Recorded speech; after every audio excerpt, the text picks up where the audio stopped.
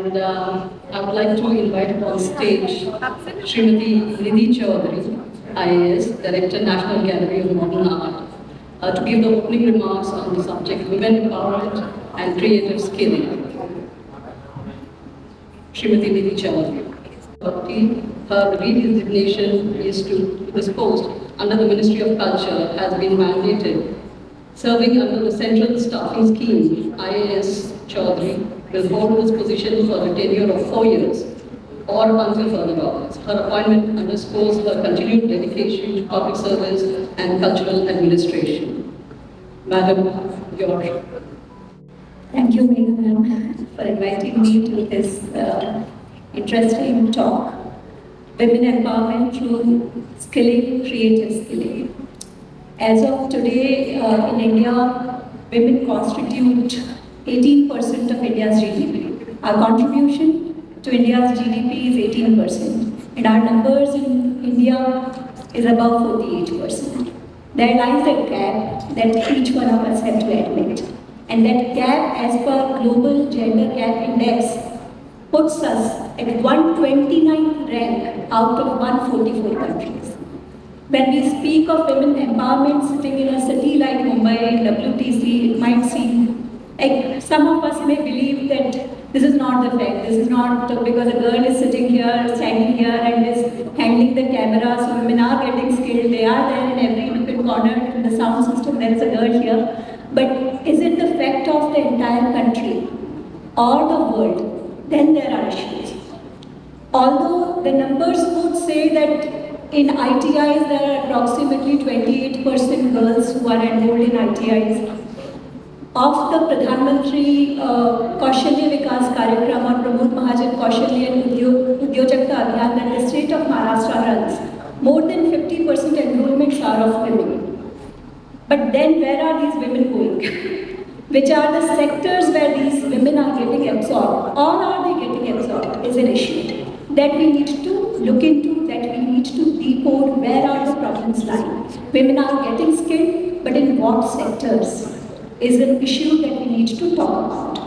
So of the courses that ITIs offer for women, of the courses that PMKVY or PM Kuwa, I was heading the skill mission, so I know it with more depth probably than the figures that you might be reading in newspapers.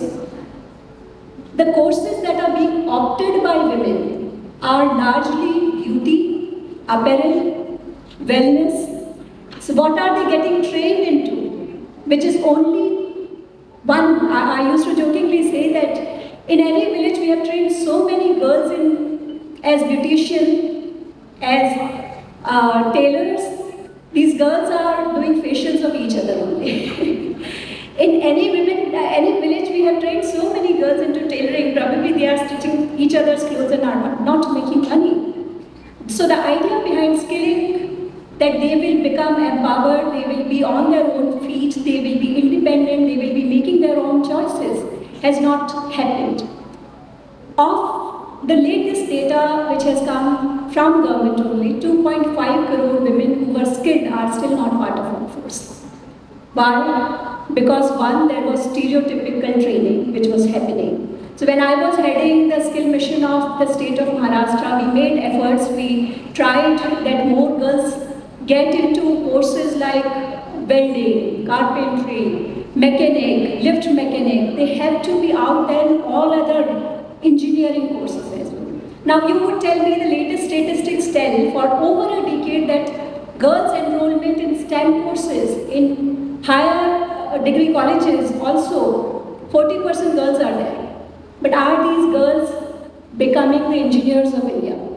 Are these girls becoming the scientists and doctors and researchers of India? No. This is not happening because even today the society, our social upbringing, this teaches us that education and skilling is only a stepping stone to get the right type of groom. And marriage has become the greatest obstacle in ensuring that these women reach their full potential. The moment girls get married, and I know a lot of such girls who were engineers from IITs, girls who did courses in biotechnologies, who really could have made big name, who could have been successful in their own sectors. But the idea that they were groomed with, that get the right type of degree, stay fit, stay beautiful, get married to an IAS, IPS officer, or maybe an IITN or MBA guy from IIM, and get settled. So get settled has become the biggest bottleneck that India's skilled, educated girls are facing. And the second one, more than marriage, is children.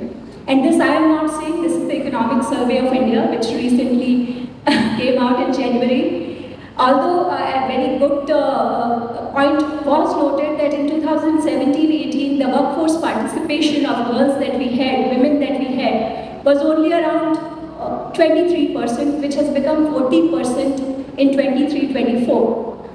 But then, again, talking of the point which hurts me, which should hurt every single woman who wants to see a change in India at 75 and India which we want to see at 100, is that these women are coming out of workforce after having children.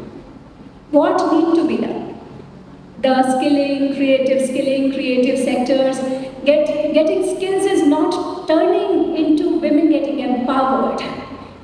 We need to have a strong curriculum. We need to ensure that just the way government is offering maternity leave, paternity leave, childcare leave, is there in every single sector. This needs to be there. Unfortunately, even in IAS, this job wherein we probably can say that the girls who join as an IAS would be more empowered, but I know a number of girls who would not avail full maternity leave.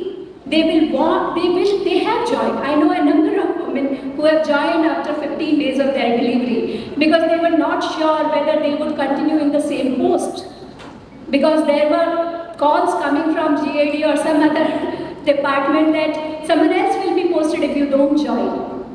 If this is there in government, which is supposed to be the model employer, you can understand the fate of women who decide to have children, who decide to ensure that they attend to their children. I am coming after 2 months of childcare leave. I took 2 months of childcare leave because my son was in 10th standard. But this childcare leave, not many women are availing. We get 2 years of childcare leave till our children turn 18 years of old age, but not many women are availing. Because when we avail, people would think we are more family-centric, we bother more for family, we are not meant for these positions of power wherein we have to wield the authority of the state. We need to change this scenario. Unless this scenario changes, the fact that skill development programs have been having more than 50% women for years now, the fact that ITIs also have been having more than 28% women for decade now, more than 40% girls are getting STEM training. They are getting higher degrees in STEM but not getting translated into the doctors and engineers that we want. So this may not seem easy although, but like Rupaji here cheered for Seemaji, each one of us out here need to cheer for each other. Be a cheerleader for the woman who works with you, for the girl who works in your company, for the girl who comes at your home as a maid. Understand that it is not easy for any of us. It will not be easy for any of us for many more decades probably. But if we want to have an India at 100, which will be better for our sisters, for our daughters than what it is now, we need to change that, the way we deal with people, the way we talk with people, the way we handle their leave applications, the way we do their promotions. It is so difficult in every single sector. When it comes to creative skills, so what are all creative skills? It can be fine arts, it can be performing arts, it can be cinema, it can be theatre, it can be animation, it can be graphic designs, AR, VR, artificial intelligence. Where are women? One, there are few. If I want to name the number of artists who have made big name in Indian art market, who are women, this end is enough. If I have to name the number of male artists who have made big globally, I don't have enough fingers for that. I can keep counting and the talk will be too long. The number of men who have made big in performing arts vis-a-vis girls. So this is a fact that let us all admit. Even in creative sectors, there is a gap that exists. And today when we are speaking, when artificial intelligence is changing the creative art field also, the creative arena also in big way, where the gender gap lies. When I would tell you the fact that even in the OECD countries, the most developed countries of the world, the users of ChatGPT, the male versus female, there is a gap, 20% gap. 20% less women in the most developed countries are using ChatGPT vis-a-vis men. Artificial intelligence centric companies, only 14% girls are working in these companies. The skill courses which are about AI, which are about ChatGPT, OpenAI, girls are not there. Girls are not getting enrolled in these companies, are not getting trained. How many AI companies are led by women? Only 4%. In such scenarios, if today, as say I come from government, so yes, wherever I have worked, I understood that this is a concern, this is a problem. When first time I was doing a hiring of Kotwals when I was SDM, even at that point of time when we were just interviewed and we were selecting them, there was a female tehsildar of mine who said, "Ma'am, इसमें लड़कियां मत लीजिएगा। लड़कियां कोतवाल का काम होता है, गांव में जगह जगह पे उसको जाके 7/12 बांटना पड़ता है, नोटिस देने पड़ते हैं, लड़कियां नहीं कर सकती." When I was CEO, I did not listen to her. When I was CEO Jila Parishad, again when I was hiring for Swachh Bharat mission, again my deputy CEO who was a female officer told me, don't hire women because Swachh Bharat Abhiyan में गांव-गांव में जाना पड़ता है, toilets बनाने के लिए convince करना पड़ता है, women will not be able to do it. When I was collector, I had faced the same thing when I was handling the legal department of BMC and hiring lawyers for our panel. Again, the same things coming from the female law officers. Don't hire female lawyers. So it may seem easy when we listen in this place, but things are difficult. If only we start observing, if only we start observing that there are biases which are so deep-rooted. When these get broken, all these schemes, all these sometimes propaganda of women empowerment. Sir spoke about, Honorable Consul General spoke about liberty, equality, fraternity. Liberty, equality, sisterhood, the month of March being dedicated for women-centric programs, all seem like rhetoric. Because when we ultimately see this coming from female officers every now and then, it is a difficult scenario. Marriage, children, parents, they are all good. My children take so much pride in the fact that I paint, in the fact that I write poetry, in the fact that I do my job, in the fact that when they need me most, I avail the leaves that are my rights. Please, please speak for your right. A woman with a voice is the strongest woman that I can see. Not a woman with botox and fillers and more jewelry and more fanciful dressing. Set the right type of role models for yourself. Invest in your skills, invest in your education, invest in books rather than investing in gold, jewelry or sarees. Thank you. Carrying on that very lovely and interesting and thought-provoking introduction to the subject, I'd like to call upon stage Srimati Pritee Chaudhary, IRS Director, FSSAI, Food Safety and Standards Authority of India. Now, if you can just come up on the stage. Dr. Alifiya Rizvi, CEO, Balasaheb, Thakre, IAS Academy. I don't know if she's not okay. Srimati Jyoti Doshi, President IMC, Ladies Wing, Indian Merchant Chambers. And Shri Yusuf Kabir, who will moderate this session. Thank you. Yusuf ji is WASH, WASH, CCES Specialist, UNICEF Field Officer, Field Office Maharashtra. Please. Thank you.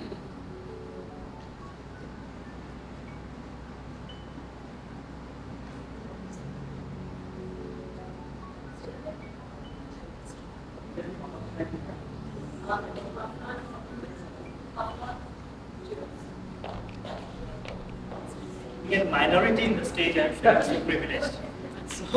So that is a great learning for me. And honestly tell, none of us are prepared for this panel discussion. We have not discussed questions with each other. So it will be very much kind of an extempo because all of them are very well established in their field. And since we have 45 minutes, since we have 45 minutes, so we'll try to get 2 sets of questions for everyone. I hope it is okay, ma'am. And so just to set the context, I have worked with Madam Nidhi since she has joined as a CEO Palghar in 2013. And I remember that there's a nice story that one toilet needs to be constructed, and the lady was not, she was not able to get access any masons. She was 6 months pregnant, Nidhi, if you remember. Yes, and it was captured by Honorable Prime Minister that time, and she constructed her toilet, her own, including the construction of the pit and everything. So it was one of the first of its kind of experience in the year 2015-16, and the first in India, maybe. So Madam Nidhi told about that women's contribution to the GDP is 14%, 18%. But at the same time, we also need to see that how much we are also contributing in the unorganized sector. Of course, we are in the World Trade Center, it's a nice place, but if you go to the remote areas, not in the remote areas, nearby villages, districts of Maharashtra, the cotton farming, the sugarcane farming, the major workers are women. And often these are not captured. And they bring a lot of economy to Maharashtra. Maharashtra's agriculture contribute to 14 to 18% of total Maharashtra GDP. And have you heard any word called women farmers? Never. All farmers are men. But we never heard the word of women farmers. So coming back to the discussion, today's discussion is about the women and creativity. Skilling and the creativity, and we heard about what is actually happening in the skilling sector, starting from education, ITI skilling, semi-skill sector. If I start with first with you, is it okay with you? I know it is more like a bouncer or yorker of a fast bowler or a spinner. I don't know that thing. I know, ma'am. It will be so. Like you are in a industry which are very much involved in the regulation in terms of and especially with the food. And so so that's a common question, that how can creative skills like contribute to women's empowerment and economic independence?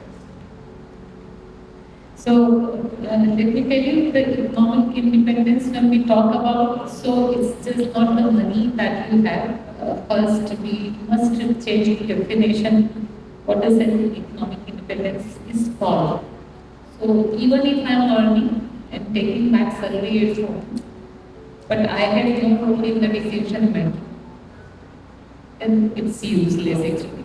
If I cannot take the decision that when to take leave, where shall we go for this vacation, or which refrigerator should be bought out in the house, or where should we buy the property. So it's just not the earning. Economic independence is just not the earning.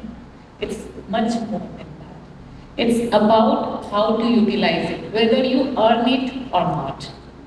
This is one important point. You especially talked about the creativity aspect connected with economic independence. I would say like a poetic sense of creativity is like in earning also and in burning also. So when you earn, your creativity can be placed at its best for earning, yes, And since I'm part of government, I do see in my own office that my officers who are female are much more creative, and I'm really happy about this fact. They are much more creative. How shall I sitting there? So they are much more creative. At the very same time, they are enthusiastic to attempt their field duties also. Especially in the food sector, you will find that over the period, the egalitarianness that we talk about has come to a very good level. And it's just not the chef who would be just Sanjeev Dalal or the Tarla madam. There are now so many female chefs you see in the industry, so many manufacturers in the females are there, self-help group ladies are working, and food is one of the creative sector where a ready touch is there from the side of people. They are ready to enter.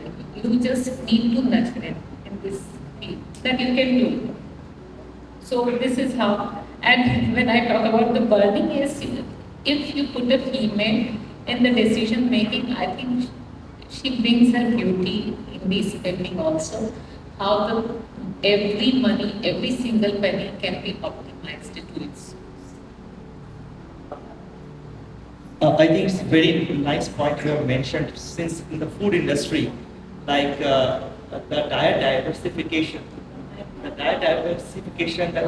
the way a woman can do a diet diversification, it may not be possible for a man. And in Maharashtra, there's a lot of need for diet diversification for many tribal blocks, tribal areas, where we have still severely and moderately active malnourished children.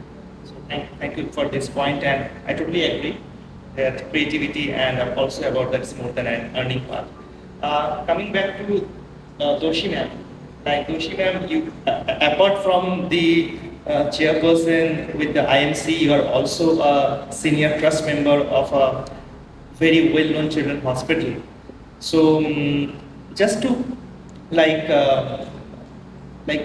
since you're also with the IMC and also have a health kind of a background, which is a very unique one.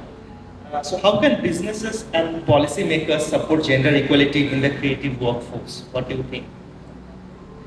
How can businesses and policymakers support gender equality in the creative workforce?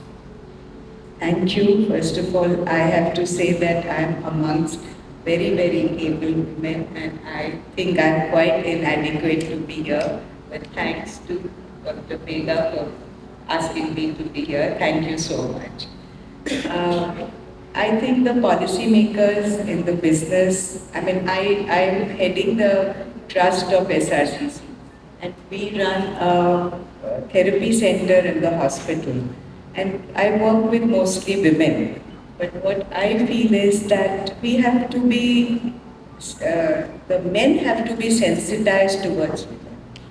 And that will bring a big change. The sensitivity is towards her emotions, her feelings. They feel that a woman has to be responsible for everything. The home, the work front, 10 other things. And she tries to prove herself, and where it becomes a little bit of a problem for her as the years go by. And at the workplace, the women's safety is of utmost importance. The government has come out with a lot of schemes about having these panels there. You can go to sexual harassment panel, you can say things, but I don't know how much they are working. Which people in the government will know, I will not know. We also have one in place, but we are majority women. And the other thing is about the maternity leave, which you touched upon. That's a very important thing for a woman to have, that time and space to look after her child. And that will bring more women out into the workforce. Thank you. Thank you, ma'am. On the maternity leave also, we have 4 to 6 weeks of paternity leave. We also believe that the parental care, the care of the father is also important, equal share for the child. So mother can get some respite in terms of paternity leave. So in UNICEF, we also follow strongly that you should take paternity leave to take care of your spouse and also your child, just to add that part. Since Madam Nidhi is here and I know her from long time, and since we are discussing about the women's empowerment and creative skilling, and skilling doesn't mean always a kind of a job or there can be also soft skills. And I know her that she did some amazing work on the menstrual hygiene management in her time, both as a CEO, Palghar, collector, and also during the time in the BMC. So in terms of soft skill, and she spoke about the women's safety and also the dignity. Anything that you want to mention about skilling from the soft skills part? Any reference from your experience on the MHM program and other stuff?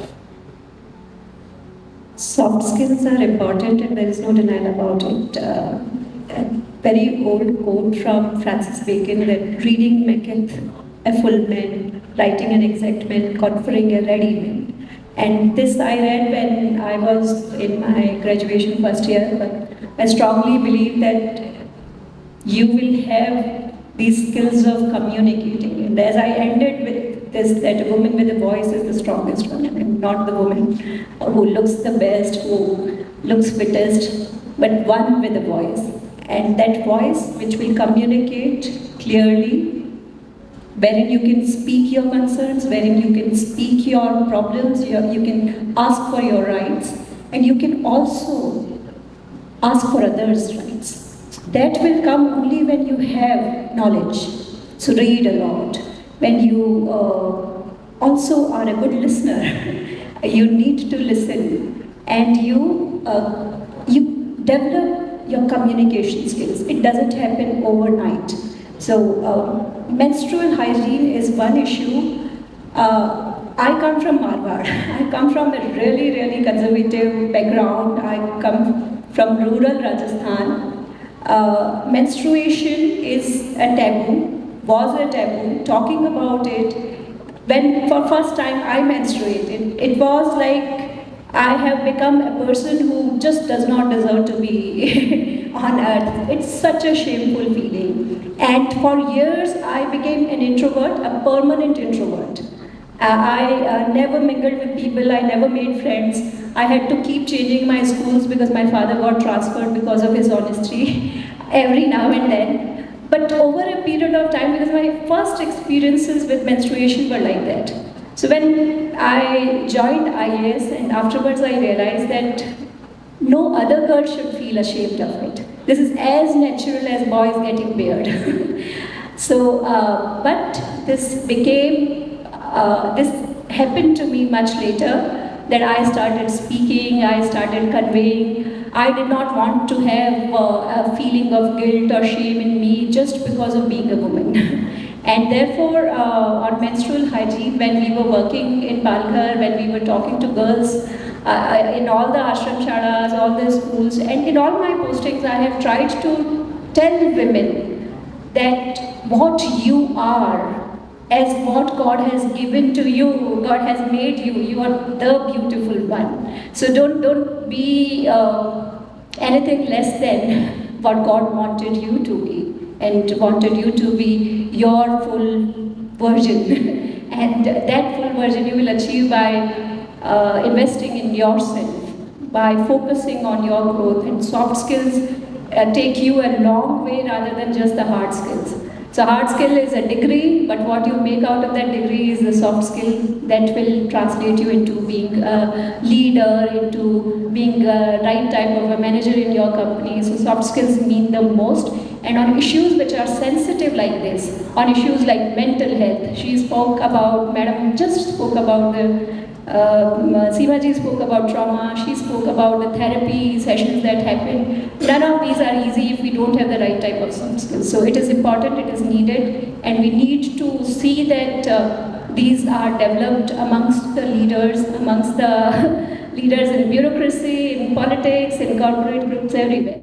NEP 2020 is also speaking about this soft skill very prominently, like problem-solving skills. We always believe that our mothers have the best problem-solving skills, but somehow it is not applied in the workforce when we get to the workforce. Negotiation skills, no one can bargain because I was seeing some of the price there. I just thought of that I should bargain with Medha or not that the price. So these kind of skills are very much required, and I totally agree with Madam Nidhi that even though she was when heading ITIs and everything, along with the machinery, carpentry, all kind of new kind of skillings which are typically stereotypes for the men, those soft skills were also given to them, like how do they market their products, market their skills, these are very critical. So coming back to Dr. Medha, since you are running a very challenging kind of a program with the recycling of the cloths and coming out with the looms and everything, so like what challenges do women face in entering and excelling in creative industries? Of course, Dr. Madam Nidhi, Madam Pritee, Joshi ma'am mentioned some of the points, but in addition, if any other points you would like to mention.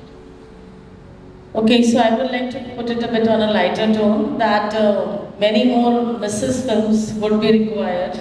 The only thing it has changed that in the houses they are saying that chutney mat banao, sauce se kha lenge. If chutney is bothering me so much, it's okay. So on other front also, when I use my phone at home, so like lot many artisans are calling, rag pickers are calling, kabadi walas are calling. So they ask me at home कि तुम्हें कोई normal phone आता है क्या? मतलब तुम्हारे friends के? तुम्हारे friends नहीं है कोई? So मैंने कहा है ना, निधि है, यूसुफ है, रूपा जी है. बोले ये friends नहीं होते हैं, ये तो आपका professional connect है. Then I start thinking कि okay मेरे friends कौन है? फिर मैंने थोड़ा और extend किया कि ये लोग मेरे friends हैं. तो बोले कि नहीं ये तो लाइक माइंडेड पीपल हैं जो है, but they are not your friends. So then I was thinking कि फ्रेंड्स कौन है भाई? So because the friends who exist, वो जो अब नाम लेते हैं pyjama party friend, 5 AM friend, अब उनसे उतना संपर्क नहीं रहता है because we don't get time only कि उनसे बात करो, उनसे कनेक्ट करो due to may be a passion और compassion whatever. So then we also gather a new ecosystem around us. And that the same thing I would like to extend ahead, that when we work in the sector, the ecosystem is really important for everybody, and we should nurture a cushion or a cohesive system for many more. And when we ourselves are struggling, because the moment I started that I would start to serve, the first question came कि कितना नुकसान होगा maximum. So I said भाई social entrepreneur से ऐसे बात किया जाता है कि कितना नुकसान होगा, I am here to create impact, I am create to this. बोले वो सब तो ठीक है, बट ज़्यादा से ज़्यादा कितने पैसे जाएंगे हमारे घर से? So it starts with that at our level also. So imagine at the level of the SHGs, imagine at the level of other women. It's easy, or when I was with the World Bank, it is easy to say or sit on the other side of the table and say कि अपना group बना लो और pickle का अचार बनाना शुरू करो. It's not so simple ना. अचार नहीं बिकेगा तो घर में कितना खाएंगे, और फिर वो 4 बातें अलग सुननी पड़ेंगी कि हमने तो पहले ही कहा था मत करो, उससे अच्छा तो नींबू बेच देते थे. So घर के नींबू भी यूज़ कर लिए, घर की कैरी भी यूज़ कर ली. So it's always that so much of dynamics around. So I think we need to just support each other. We need to understand that a lot of hurdles exist. Ecosystem is good, it is supporting, but still a long way to go. I would just say that. Thank you. I think speak from a lot of experience, both inside the house and outside also. I think what you made a very valid point, that every time we speak to any women, like जैसे हम लोग उनका पूरा मतलब त्राता आ गए, उनको पूरा उद्धार करने के लिए आ गए, सेल्फ हेल्प ग्रुप का जब बात करते हैं, so we always think that everybody wants to be an entrepreneur, and that is totally a very wrong concept. I don't want to be an entrepreneur. I am happy to get a fixed salary per month.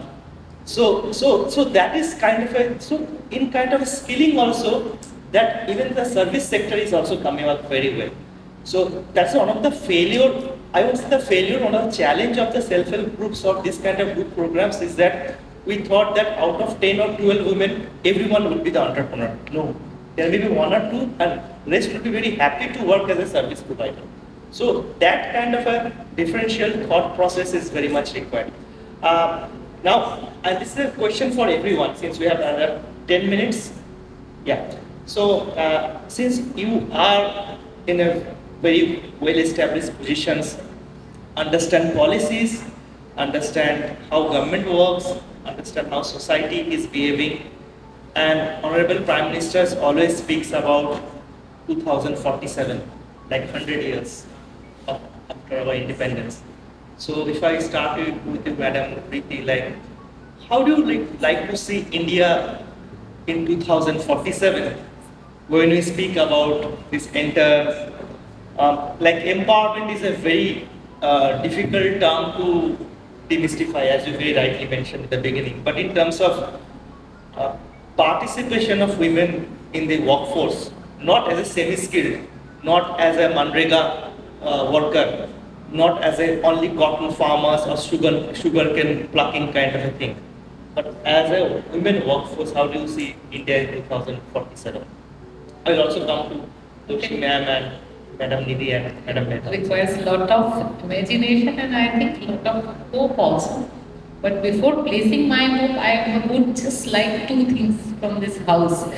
Number one, when will we start to see the things differently? Because when we are always talking about workforce, women workforce, I tell you just one small example. I am teaching my girl at my home. That's a tuition. Had this tuition been given by some other person, I would have been paying and that would have contributed to the GDP. If I am teaching my girl at home, that is not contributing to GDP. So first of all, we need to change our mindset that GDP is not everything, earning is not everything. How you contribute and how this is respected is more important. So we need to bring important change in our thought process. This is more important than reaching to the number of workforce 50-50. I don't think anywhere in the life 50-50 exists and should not exist. If a female has been given a trait of care and nurturing, she may be a better nurturer, but that should not be posed on her that you have to do this only. If a male has been mightier by body, it cannot be a decisive factor that might would prevail over the nurture. Why? These are two traits required at two different places, maybe. And there are fields outside and inside both places. मुझे अपने घर में अलमीरा अगर खिसकानी है तो मैं अपने हस्बैंड को बोलूँगी कि चलो खिसका दो, he will do it. वो घर का काम नहीं है क्या? Right. अगर मैंने बच्चे को अपने आर्म में उठा दिया तो क्या मैं छोटी हो गई? मेरे ख्याल से हमारा ये जो वर्क डिवीजन है दिमाग में, work division and the allocation of respect according to the work itself is wrong. And I need the basic, fundamental needs to be changed here. We need to change our thought process. How do we see the things? How do we respect the people as per their work? That has to be changed. अगर मैं government में हूँ तो मुझे ज़्यादा respect मिलना चाहिए. अगर मैं गवर्नमेंट के बाहर हूँ तो कम रेस्पेक्ट मिलना चाहिए. If I am a salary holder, then I am seen as a more privileged person. If I am an entrepreneur, तब मुझे लगता है कि I am a stumbling block. And that's the question. When you were saying that I want to be a salaried person, it's fine. But see, the 90% people would be liking to be a salaried person only. Why? Because we are seeing a pride in that. Okay, we are holding salary, we are getting fixed cash every month. So number one, when we talk about India in 2047, I think the first change from here itself need to think about how we perceive everything in our life, the people around us, and how we allocate our energy, resource, and respect to them.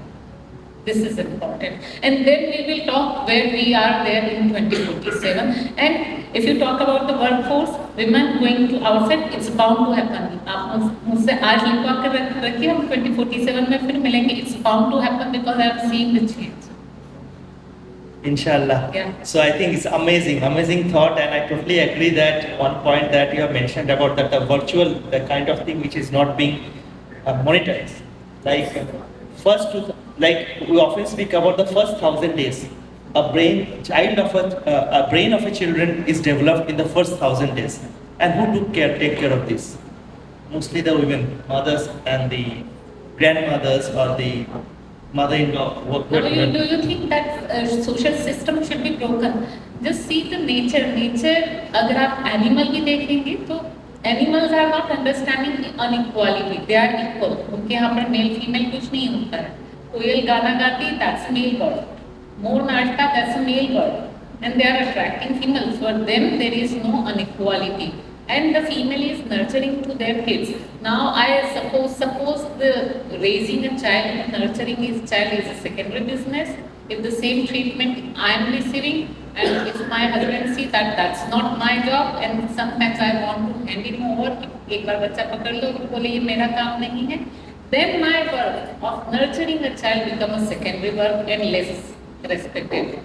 This is how we need to change the things. I think there is nothing wrong if we nurture our child. That's not a secondary or ancillary thing. That's the primary thing of the human civilization, that we take care of our offsprings well by the contribution of both. But that cannot be a 50-50%, because there will be 90-10, but the 10% who is holding, take charge of it with respect and pride that I am doing a needful job for bringing about the human civilization.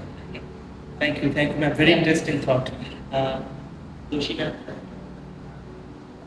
First of all, I would like to say that skilling gives confidence in every woman to go out, present herself, whether she decides to be a homemaker or decides to go out. I have all my life worked in the social sector. When I started doing social work, the only thing I heard at that time was कि ये तो खाली लोगों का काम है, जो खाली लेडीज घर में बैठती हैं, वो बाहर जाके social work करते हैं. To get over it, I only thought in my mind was that never ask the government what they can do for us. We have to ask ourselves what we can do for others. That's what propelled me into this field in spite of all the criticism. Another thing I would like to say from my personal experience, I was a homemaker till my children were in the 9th and the 10th standard.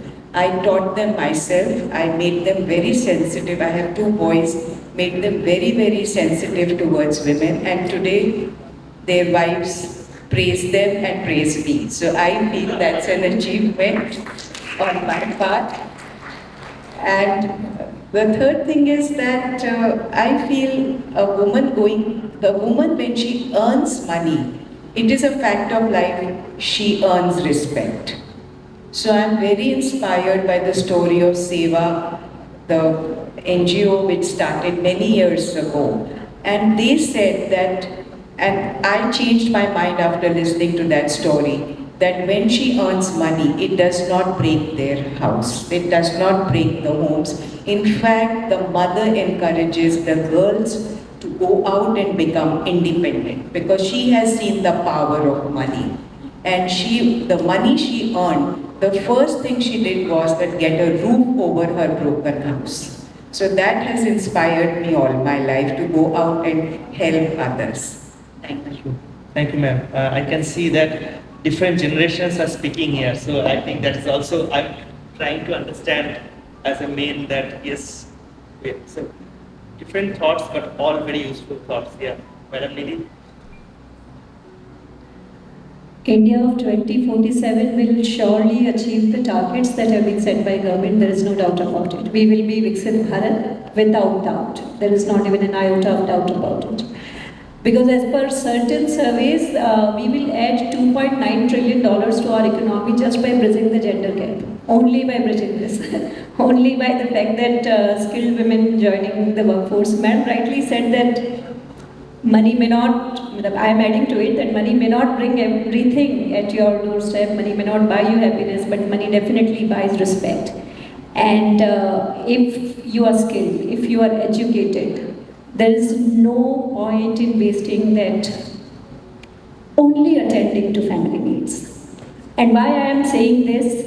Because when you have done MBA in finance, when you have done mechanical engineering from IITs and you're still sitting at home, even as a mother, your children wouldn't respect education and skilling because you have wasted your skill in education. So you are a role model to your children. Ensure that you use your skills to right use. 2047, economically, yes, we will grow, But I would want to see an India of 2047 which is more inclusive, which is as diverse as we have been for thousands and thousands of years. So our diversity needs to flourish more, inclusiveness needs to increase, women participation in workforce and in leadership positions, because workforce they are coming, but they are part of unorganized sector. In organized sector, they are on the lower strata, lower level of management, middle level of management. They are not heading the companies, they are not heading the corporates, they are not heading, even in government. After 75 years, we got one chief secretary in the state, or the first DGP in the state. This shouldn't have taken these many years in a state like Maharashtra. And there are many more states which are yet to see. So I want to see a 2047 when a woman heading the state of, well, any state doesn't make news because it becomes the normalcy. And I hope and pray that each one of us, when we as individuals, like ma'am also said that हर जगह से शुरुआत होती है, एक व्यक्ति अपने आप से शुरुआत करता है, अपने घरों से जो हम शुरुआत कर रहे हैं, this will definitely turn India into India which is not just economically prosperous but also culturally as diverse as we want it to be, and inclusive for every community, for gender, for everyone to thrive. That's it. Great. I think very well said, ma'am, that diversity, inclusion and gender should not be seen as a threat the way the present economic power are seeing it. Honestly speaking, they are seeing it as a threat. That's why this kind of a reaction. Otherwise, this reaction would not have happened. Yeah, thank you, Madam Nidhi. Madam, final words? Yeah, so I just have a problem with the word OSS. And why? Because when we were doing that ODF together, from one village to another, to see an open defecation-free village, we had to travel 2 to 3 hours of journey. And that made me feel that every village should be a Adarsh Gaon, every village should be open defecation free. Same applies to the cities. We just say Indore is there, Surat is there, Navi Mumbai. But where are the other ABCD towns? Every city has to be an Indore. I mean, all citizens deserve the same place, same kind of cleanliness, same kind of services, and that's what makes me think that the year which you have put, at least if all are at the same level, a basic minimum level, not even saying that Mumbai would be like that, or even that ABCD should go down only as a nomenclature because of the population, or maybe some of the other 1 or 2, 3 reasons, but not because of poverty, not because of education, not because of better or lack of facilities. That is one point I would like to put. And the other point I like to put, that the newest generation which is coming, just getting produced, is called Beta. उसके पहले वो Gen Z था, उसके पहले Millennium था. I don't know which nomenclatures will come eventually and what characteristics they are going to wear. And of course, we all are there to see. So we just hope these generation gaps should not be so faster as we go along, because the problems, all the other things are not moving at that pace. They are still there as it is. And that's why I'm just really wondering that both pace should align to each other. I think you rightly pointed out that equality maybe, it's not about equality, it's more about the equity. I think it's very well said. And also if you see our media also, the way we are seeing the last 10 to 15 years in the OTT platform or in the Bollywood, even the South Indian film industry, the films are coming, so powerful films are coming. So we don't call them as actress anymore. Everyone is an actor. I think there is a huge change in also in kinds of our vocabulary. So I think things are changing. So if we allow 5 minutes, if was such a nice panel, is there any question? Sure.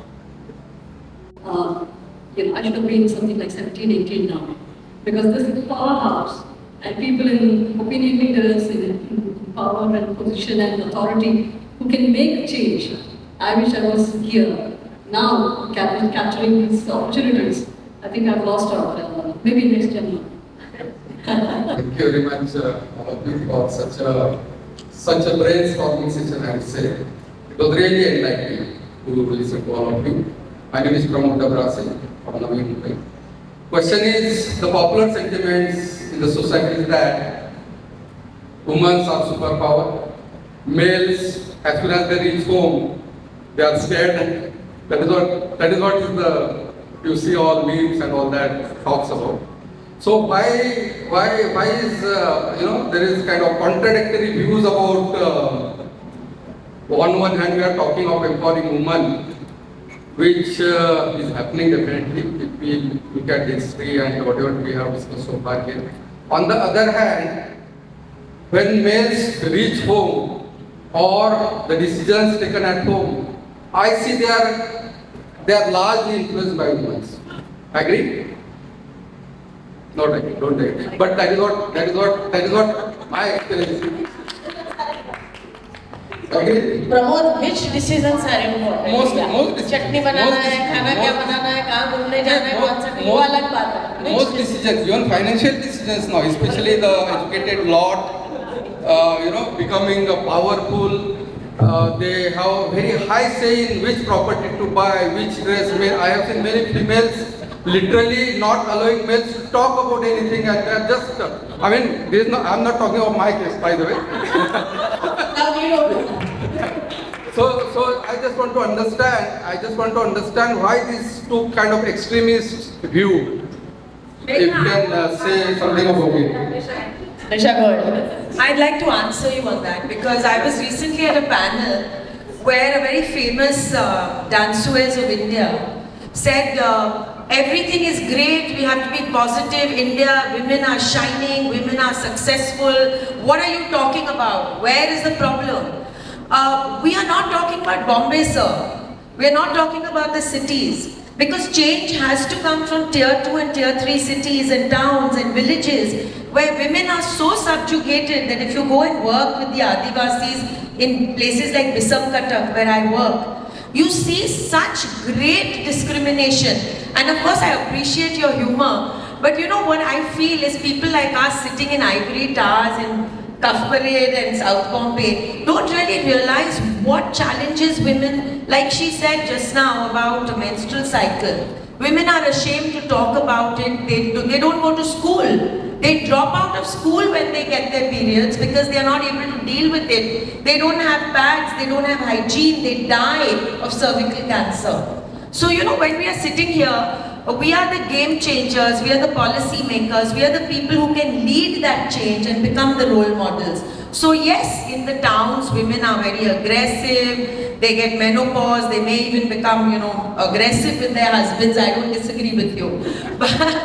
But in the villages, in tier 2 cities, there's a really long way to go. And when that danceuse and that panel told me that, I really didn't want to argue with her. She was 80 years old, but I really felt sad that people like us who are, like she said, buying expensive clothes and going in expensive cars, don't even begin to realize the great challenges that women are going through in this country. And unless we go and help and change, and like Nidhi said, unless we go to the grassroots and bring that change, this country really has a long way to go.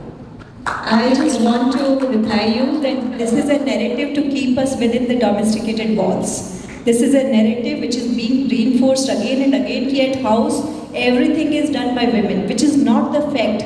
This is the social media propaganda. This is the jokes which men create for men so that their stand remain firm. It is not what is happening anywhere. Deciding pav bhaji banani hai ya vada pav is not empowerment. And this narrative is you created for your own safety. Nidhi, actually, I want to interject here again. Sorry, I want to interject. I am also privy to women. I just want to add to what he's saying. But I know Pramod for years now. He goes to a lot of rural villages, works with women.